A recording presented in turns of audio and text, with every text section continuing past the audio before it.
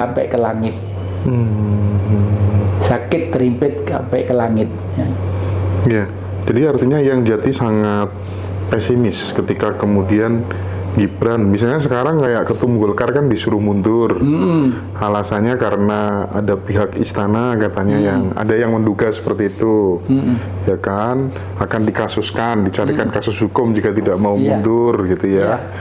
Mungkin itu sedang menyiapkan panggung dan seterusnya gitu ya. Nah, jadi yang Jati sangat pesimis gitu ya. Iya, memang pesimis. Ya seperti yang sudah jelas nyata aja ya. KPK direkayasa. Itu kan sudah dengan KPK direkayasa. Sebelumnya pada sidang KPK orang-orangnya diganti dulu, ini diganti dulu, ini difitnah gini. Dan saya pernah mengalami itu, Mas. Pernah mengalami itu. Yang di belakangnya dia itu, yang di belakangnya penguasa adalah Taipan yang sejak dulu menggerogoti dan menghancurkan kekuasaan di Indonesia. Saya pernah, Mas, dipancing dengan cewek cantik, istrinya angkatan betul ini ya. Jadi waktu itu namanya Jati Kusumo itu kan menakutkan waktu itu ya, memimpin menghancurkan Orde Baru gini. Saya dipancing dengan istrinya seorang angkatan. Nah, waktu itu di perdepoan saya ya, saya ditelepon, Pak Jati, siapa ini? Oh, nama saya ini, Pak. Kenapa? Ada apa? Saya minta tolong, Pak. Hanya Pak Jati yang bisa nolong saya. Soal apa? Sudahlah, nanti ke sini. Kalau Pak Jati jam 9 malam tidak pulang ke perdepoan, saya kan gantung diri di sini. Loh, kalau di sana ada orang gantung diri, meskipun saya tidak salah kan jadi saksi sana kemari. Hidung saya itu saya taruh di mana? Anak cucu saya bagaimana kecewanya? Itu loh. Tapi Pak Jati jangan mengajak siapa-siapa, karena penting banget itu. Terus akhirnya saya dengan Dimas, adik saya sekarang di Jogja, Dek, kamu pulang ke rumah Citandui, saya mau ke Singosari. Loh, nanti bagaimana, Mas? Nggak apa-apa. Saya itu kalau bener nggak pernah takut. Udahlah, urusan saya bener. Di sana, saya juga nggak berpikir, loh dia itu kok di tingkat 2, di teras tingkat 2 di atas itu. Orang putri loh itu di tingkat 2 loh. Saya tidak berpikir lo munggah emang karo sopo gitu loh ya. Akhirnya udah Pak, duduk dulu ini sudah saya buatkan teh, diminum dulu Pak gitu. Saya minum. Udah saya nggak sadar sudah di kerangkeng saya di Polsek Panjen, di Polsek Panjen sana. Ruang satu gini itu kira-kira isinya maling 20. Tidur di situ di tembok pagi saya ditaraf sama balok 2 anaknya ganteng gitu. Namanya siapa? Saya Kus Mas. Jangan panggil Mas, saya polisi, panggil Pak. Kus Pak. Kus siapa? Kusumo. Saya tidak bilang Jati Kusumo, Kusumo Pak. Kamu ngerti ditahan di sini? Nggak ngerti Pak. Nggak mungkin terus kurang masa ditahan di kantor polisi kalau kesalahan. Foto saya muda dengan wanita, muda delejet Mas. Di situ tuh. Kamu apa ini nih? Nggak tahu kalau ini istrinya angkatan. Kurang ngajar ya kamu. Wah udah, kalau sudah marah saya ribuan orang tak izin, tak jojok menconi bangsat gitu. Ayo maju semua, keluarkan senjatamu, musuh haram. Raimu durung lahir saya sudah perang dengan Belanda waktu itu. Ayo silahkan. Betul itu. Terus komandannya datang, ada apa lu? Ini kan Romo Jati, ada apa Romo? Ya apa mas, anak buah sawan bajingan kabeh ini. Apa dadi ini republik ini? Saya ngerti kok kalau negeri ini dikuasai mafia itu, saya tahu kok. Itu betul itu terjadi, itu enggak tahu tahun berapa itu. Mbak Astrid belum ada waktu itu. Belum jaga sana. Ya. Baik. Jadi seharusnya apa sih yang dilakukan Pak Jokowi di akhir periode jabatannya ini gitu, karena memang ya banyak kritik yang ditujukan kepada beliau dengan membangun dinasti gitu ya, dinasti politik gitu, itu satu. Terus kemudian yang kedua, yang sesungguhnya berkuasa di Republik ini itu siapa gitu? Bukan Jokowi yang kuasa, adalah oligarki, ex-orba, kapitalis bermasalah, dan koruptor bermasalah. Dia tidur nyenyak karena di bawah kekuasaan dia. Itu sebenarnya yang ada di situ, dan tidak akan mungkin Jokowi minta maaf, tidak akan mungkin. Karena kita tahu karakternya memang seperti itu ya, tidak akan mungkin. Oleh karena itu ini sekaligus kehendak alam dan kehendak leluhur supaya bangsa ini mengalami satu situasi yang sangat rumit. Istilah saya sakit terhimpit sampai ke langit. Barulah muncul suatu saat, kalau dulu zaman Singosari disebut hayam buruk, manusia yang berani berkokok secara nasional. Mengingat saat ini setelah kita merdeka sekian puluh tahun, negeri ini tidak ada hasilnya, justru malah semakin turun, semakin terperosok. Oleh karena itu, atas nama rakyat Indonesia dengan ini lembaga politik yang ada di Indonesia kami bubarkan. Wah, gitu. Akan seperti itu nanti? Akan seperti itu bayangan saya, dan rakyat pasti mendukung. Oke. Karena rakyat sekarang udah lapar, Mas. Jadi parpol harus dibubarkan semua? Ya, bubarkan semua. Parpol itu sulit kalau diajak berubah. Gini sulit tuh, karena mereka sudah enak. Sudah enak, ya. Satu hari mungkin, satu bulan mungkin mereka kalau 90-70 juta megang duit. Ya. Saya meskipun pernah duduk di PR, kalau cari duit, ya terus-terumbengan, gosok ake, tak gosok gitu. Tapi bahagia saya. Jadi parpol itu kan ibarat pohon, dia hanya buahnya aja yang jati. Ya, jadi akarnya kan demokrasi gitu. Parpol sekarang itu lain dengan parpol era 60-an ya. Parpol era sekarang ini, coba Mas Indra renungkan, berapa puluh kali kita coblosan. Iya. Hasilnya apa? Iya, betul. Politik rusak, ekonomi rusak, budaya rusak. Berarti kan tidak ada artinya itu. Oleh karena itu harus bersih dulu, baru mulai ke titik nol.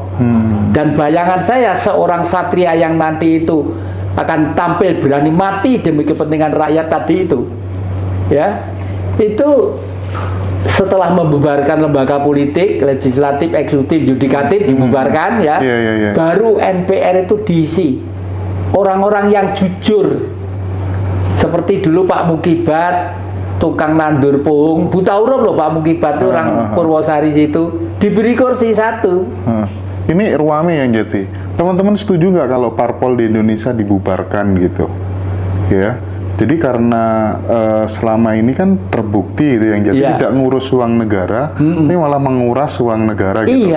Bahkan kalau saya kan punya circle gitu ya, yang selalu berkutat di soal dana hibah gitu, dana hibah yang kemudian dipotong berapa persen segala macam itu kan, markup data dan seterusnya, itu sumbernya semuanya dari partai semua, rata-rata teman saya begitu kan ya, ada yang dapat 30 juta, 50 juta gitu.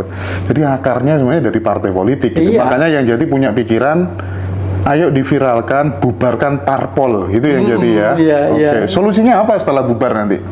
Ya nanti mungkin kalau ento ada beberapa parpol untuk mengimbangi pola berpikir MPR nanti itu ya, karena bagaimanapun berpolitik bernegara itu harus punya kode yang artinya poli dan etika, pergaulan yang penuh dengan kesopanan dan kesantunan.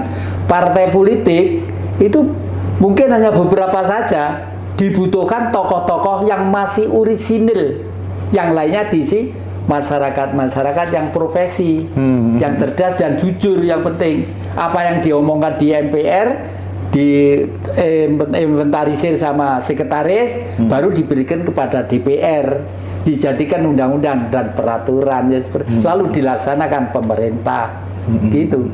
Tapi kalau khayalan saya ini, karena sulitnya seperti ini, khayalan saya harus dipimpin seorang raja dulu.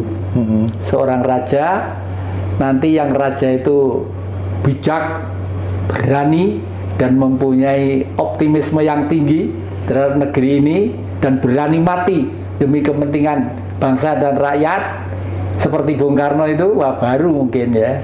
Jadi ibarat bis yang mogok gitu ya, Indonesia itu sudah tidak spare partnya lagi yang diganti, tidak perlu ganti sopirnya juga karena sudah parah gitu ya, bisnya yang diganti gitu kira-kira ya.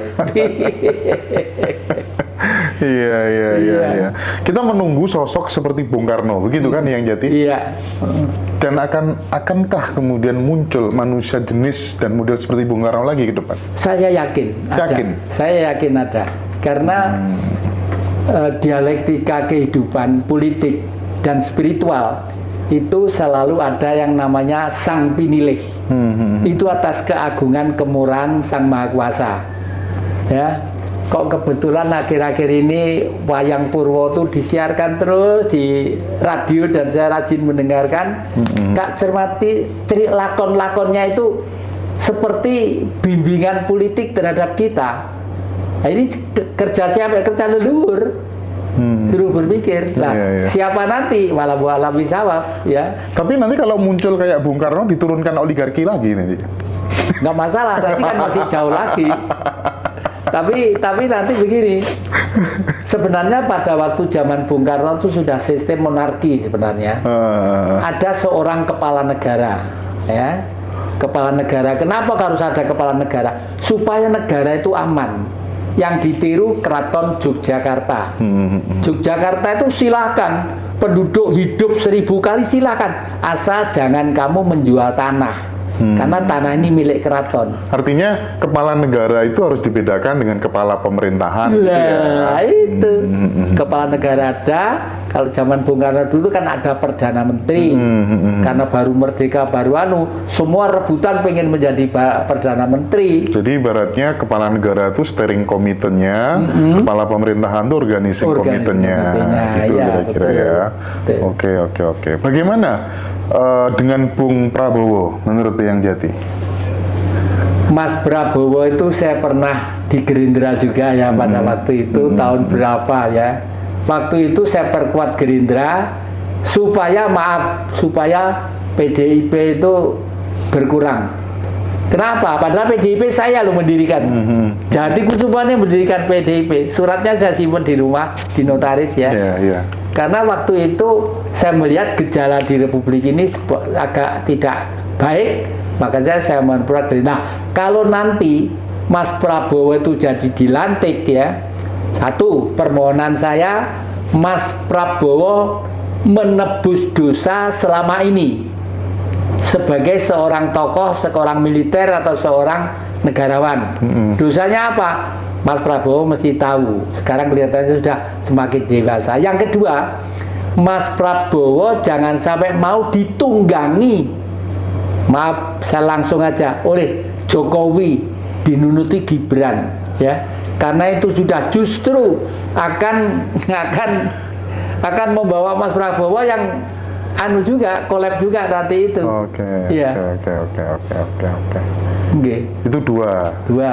Yang ketiga, Mas Prabowo itu sebenarnya orang kaya. Dan kekayaannya itu persembahkanlah untuk rakyat. Keren. Ya. Entah bentuknya apa gitu, Mas Prabowo juga mungkin tahu. 3 surat cinta untuk Pak Prabowo Subianto yang akan dilantik jadi presiden. Yang pertama menebus dosa, yang kedua jangan mau ditunggangi oleh kepentingan Pak Jokowi. Yang ketiga adalah apa tadi? Yang terakhir harta kekayaannya Pak Prabowo untuk membangkitkan kegiatan-kegiatan sosial untuk rakyat gitu kira-kira ya, mengangkat harkat derajat rakyat Indonesia gitu ya. Mudah-mudahan didengar sama Pak Prabowo gitu ya. Tapi kayaknya circle-nya Pak Prabowo juga nonton nih Yang Jati gitu ya. Iya, karena kemarin ada orang kepercayaan beliau juga yang WA ke admin gitu ya. Ya kita kan banyak program gitu ya, program-program dengan berbagai macam